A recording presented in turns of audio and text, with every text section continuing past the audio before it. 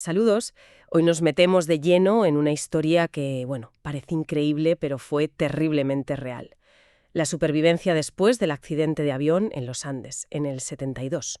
Una historia que marca, desde luego. Totalmente.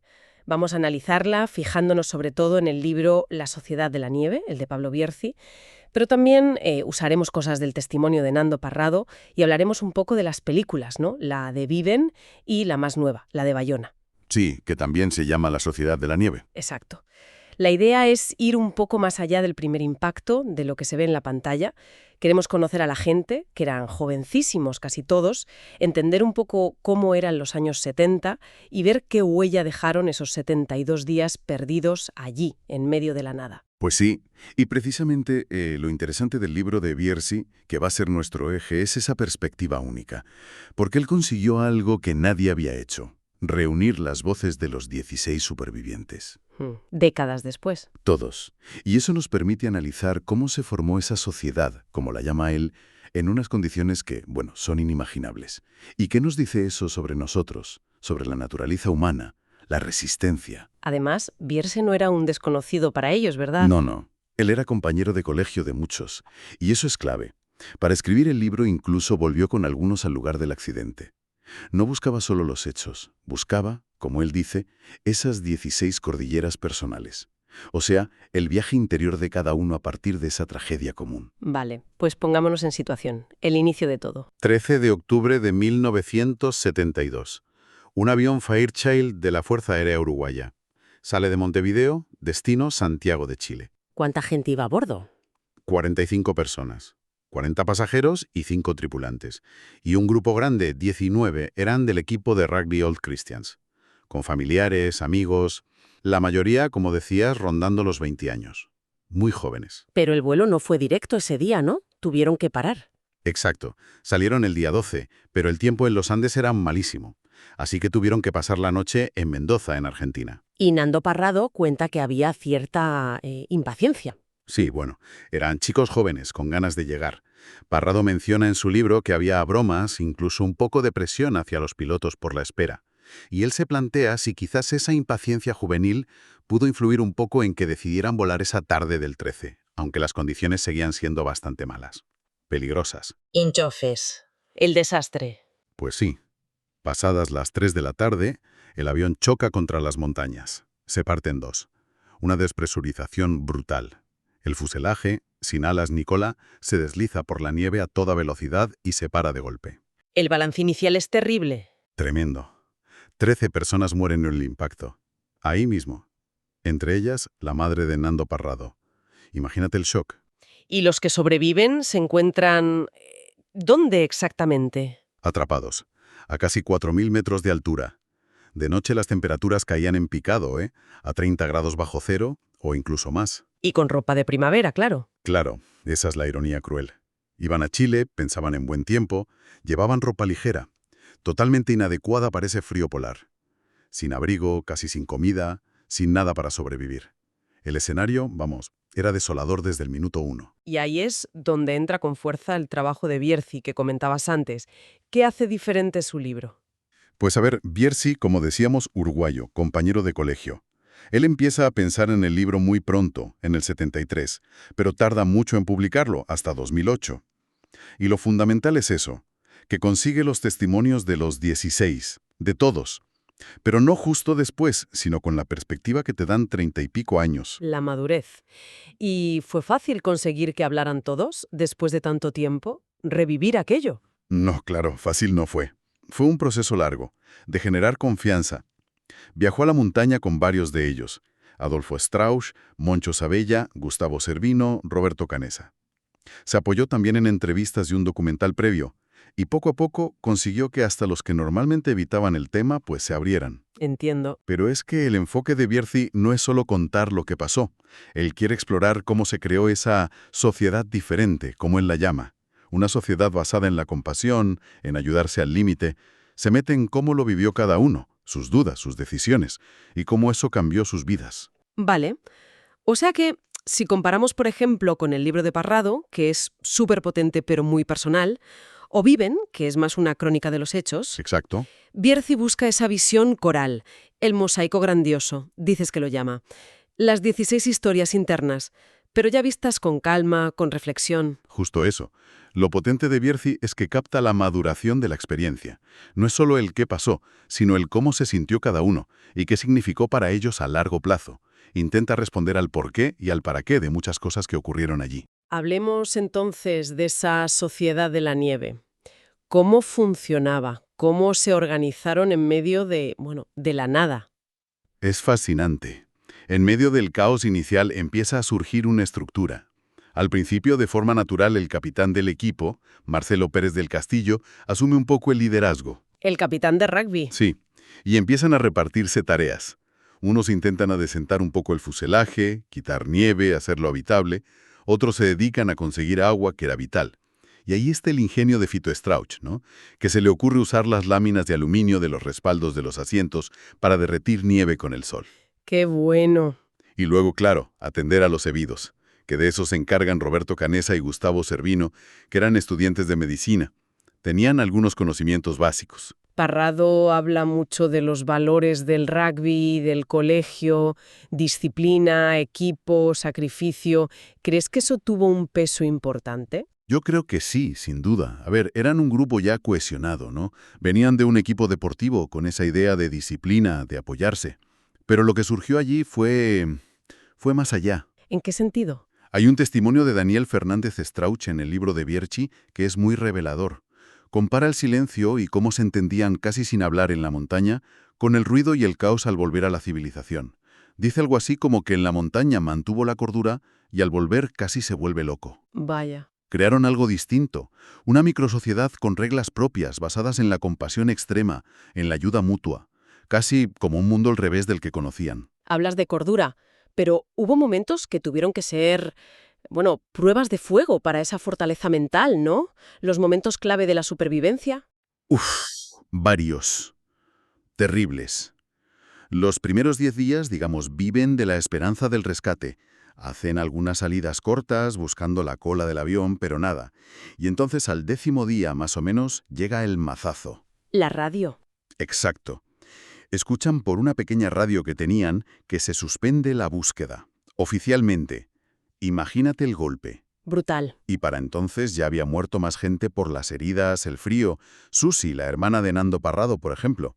Y la cosa no quedó ahí. Todavía empeoró. Sí. A finales de octubre, sobre el día 17 más o menos, una noche, mientras duermen, les cae encima una avalancha. Una luz. Sepulta el fuselaje. Madre mía. Mueren 8 personas más, entre ellos Marcelo Pérez, el capitán. Y los que quedan vivos están atrapados bajo la nieve. 3 días, conviviendo con los cuerpos de los que acababan de morir. Es espeluznante. Y en esa situación límite, con la búsqueda suspendida, atrapados, llega la decisión más difícil. Pues sí, ya llevaban unos 10 días más o menos y la poquísima comida que encontraron en el avión se había acabado. No había nada.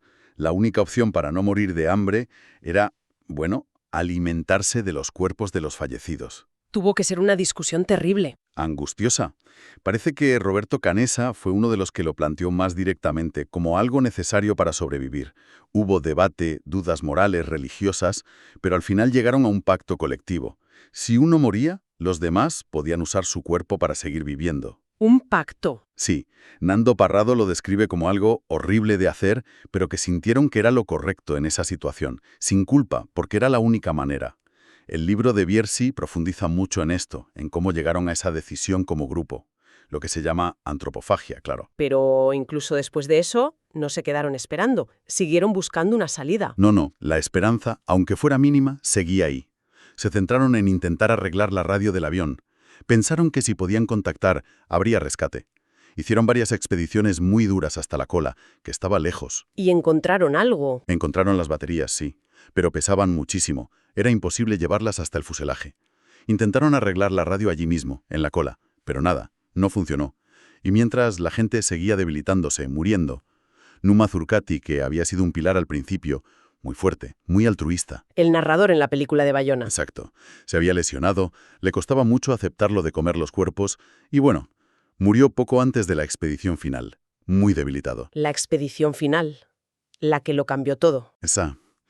A mediados de diciembre ya llevaban 2 meses allí. Nando Parrado, Roberto Canessa y Antonio Tintín Vicintín deciden salir a caminar hacia el oeste, hacia Chile.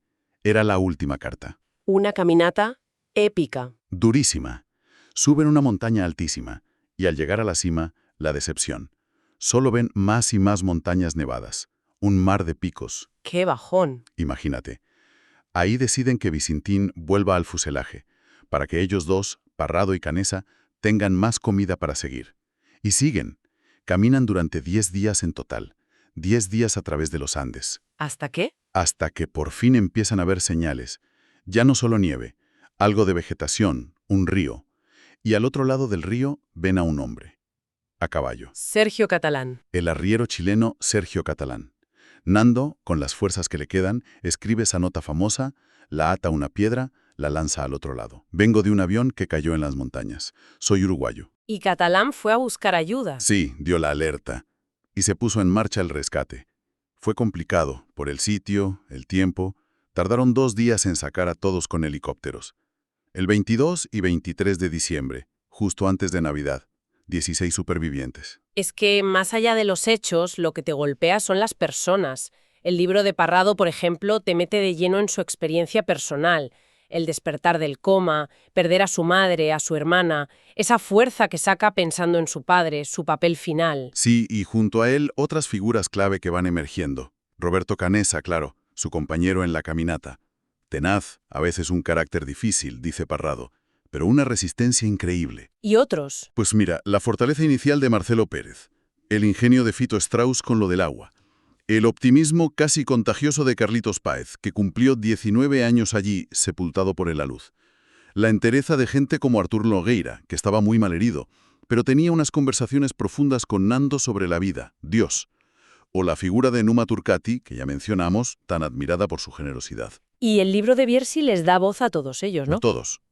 Y eso te permite ver la complejidad del grupo, las tensiones que seguro que hubo, claro, pero sobre todo la solidaridad.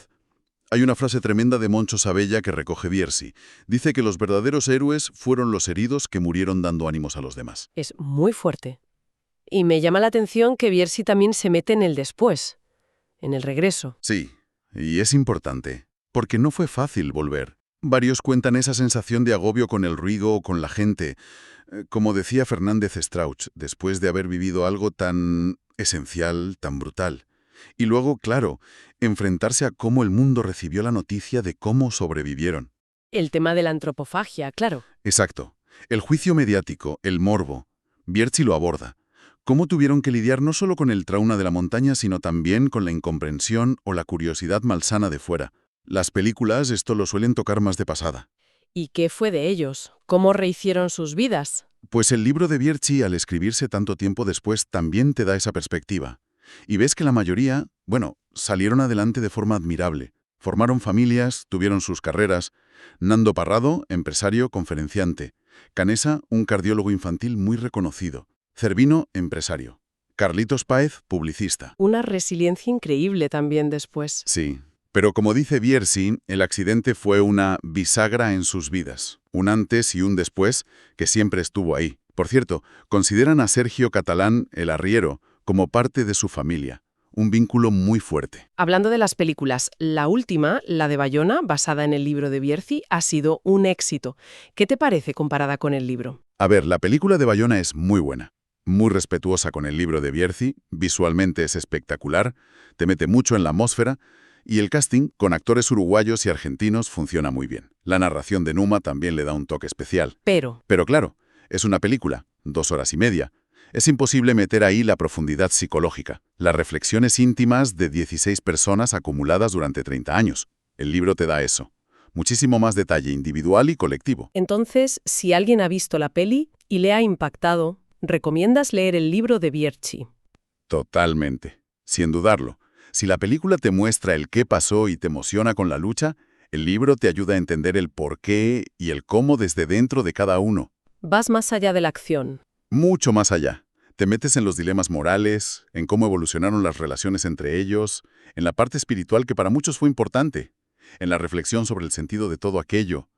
Conoces la historia contada por ellos mismos, pero con la calma y la perspectiva de los años.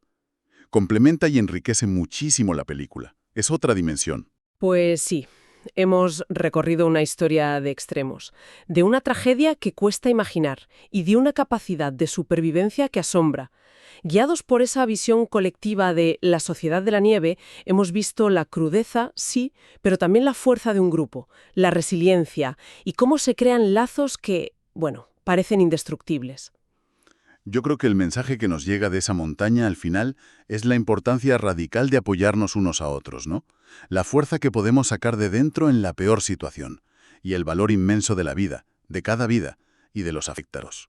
Para ir terminando, ¿alguna reflexión final? ¿Algo que nos quede rondando en la cabeza? Pues, mira, Nando Parrado dice que lo que les salvó fue el amor entre ellos, por sus familias, por la vida misma. Y Arturo Nogueira, sufriendo muchísimo, decía que la vida merecía la pena incluso allí. Quizás la pregunta que nos deja esta historia es, ¿hace falta llegar a un límite así para darnos cuenta de lo que de verdad importa? Buena pregunta.